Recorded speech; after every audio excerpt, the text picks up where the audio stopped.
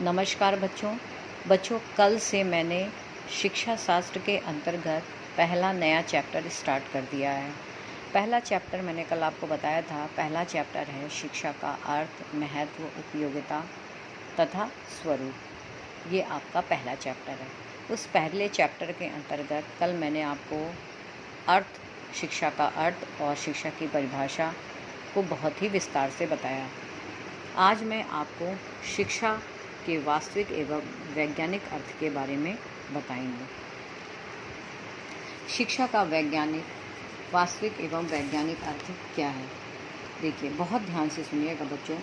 शिक्षा के विभिन्न अर्थों और परिभाषाओं पर विचार करने के बाद शिक्षा के वैज्ञानिक अर्थ को स्पष्ट करना आवश्यक है।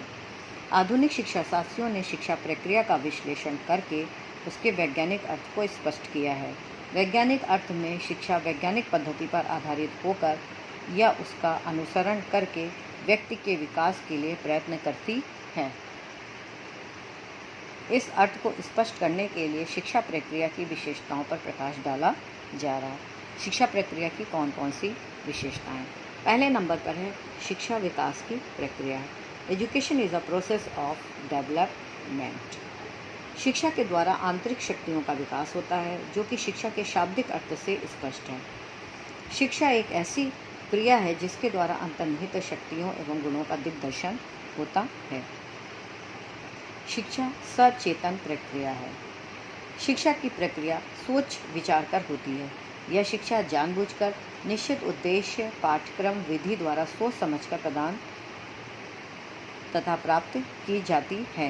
इसमें व्यक्ति और समाज के हितों को ध्यान में रखा जाता है। इस प्रकार दी जाने वाली शिक्षा सचेतन और प्रयोजन होती है। ब्राउन के शब्दों में शिक्षा सचेतन रूप में नियंत्रित प्रक्रिया है, जिसके द्वारा व्यक्ति के व्यवहार में परिवर्तन लाए जाते हैं और व्यक्ति के द्वारा समाज में परिवर्तन लाए जाते हैं। शिक्षा आजीवन चलने वाली प्रक्रिया है। Education is a life long process. शिक्षा जन्म से आरंभ होकर जीवन के अंतिम समय तक चलती रहती है। व्यक्ति सदा अनुभव प्राप्त करता रहता है और इन्हीं अनुभव से वह बहुत कुछ सीखता है। जैसा कि मैकेंजी ने कहा कि व्यापक अर्थ में शिक्षा एक ऐसी प्रक्रिया है जो आजीवन चलती रहती है और जीवन के प्रत्येक अनुभव से उसके ज्ञान भंडार में वृद्धि होती है। चौथा पॉइंट है बच्चों, शिक्षा एक गतिशील प्रक्रिया है। Education is a dynamic process. शिक्षा की प्रक्रिया स्थिर नहीं रहती, बराबर चलती रहती है और इससे व्यक्ति का विकास होता है। बच्चों, पांचवा पॉइंट बहुत इंपॉर्टेंट है। शिक्षा एक द्विमुखी प्रक्रिया है। जॉन एडम्स का कहना था कि education is a bipolar process. उनका ये कहना था कि शिक्षा के अंतर्गत दो व्यक्तियों का होना आवश्यक है, शिक्षा देने वाला और शिक्षा प्राप्त करने वाला। शिक्षा देने वाला अर्थात गुरु और शिक्षा प्राप्त करने वाला अर्थात शिक्षार्थी या विद्यार्थी।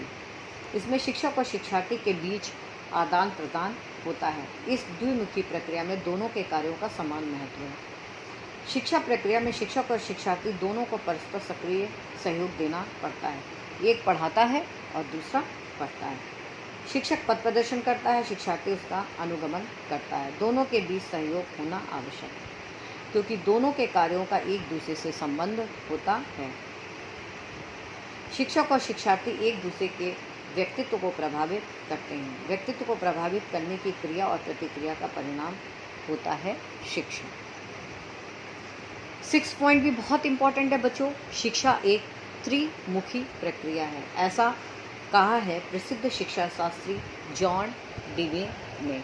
इनका क्या कहना है? Education is a tripolar process, अर्थात शिक्षा एक त्रिमुखी प्रक्रिया है।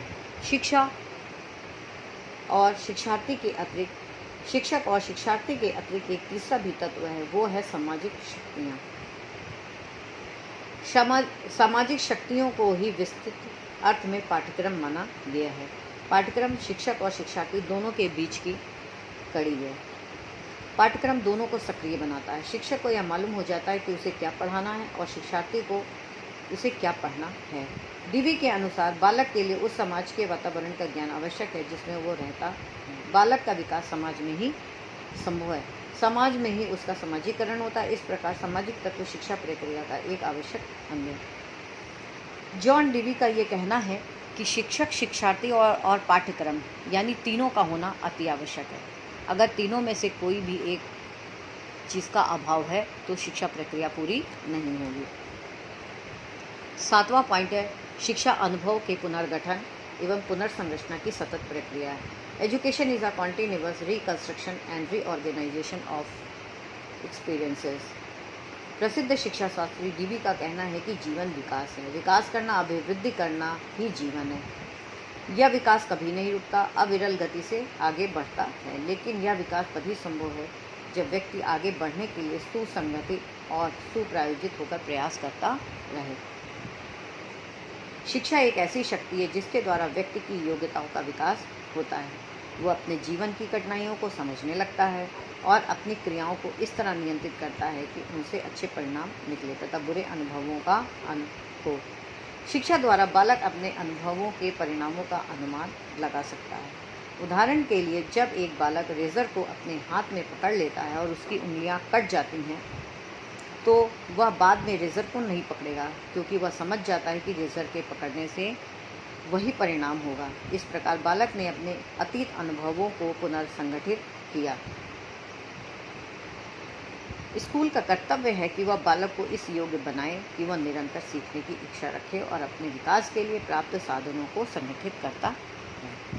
बच्चों, इस प्रकार ये 7 पॉइंट हैं। शिक्षा का वास्तविक एवं वैज्ञानिक अर्थ को इन 7 पॉइंट के द्वारा समझाया गया है, जिसका मैंने अभी विस्तार से वर्णन किया है। अब बच्चों, आपके सामने आता है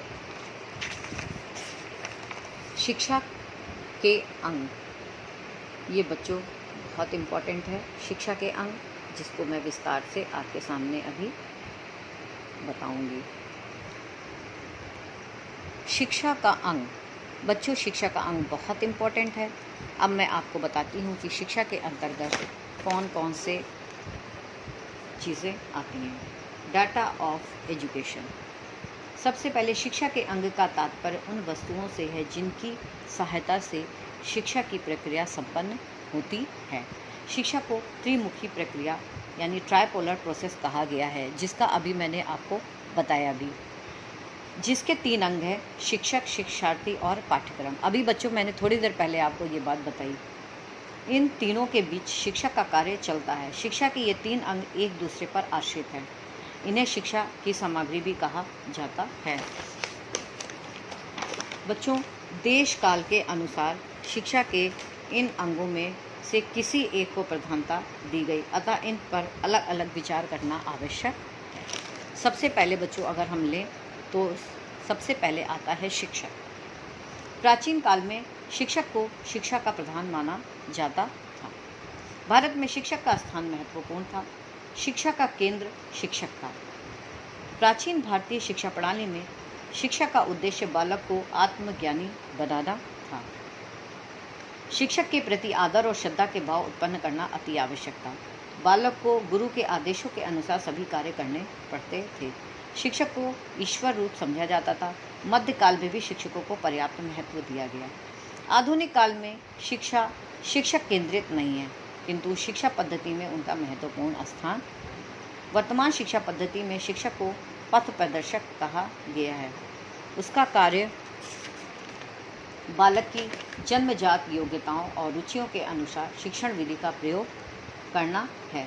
शिक्षक द्वारा दिए गए उचित निर्देशों एवं प्रशिक्षण से बालक के व्यक्तित्व का स्वाभाविक रूप से सर्वांगीण विकास होता है। शिक्षा के अंग के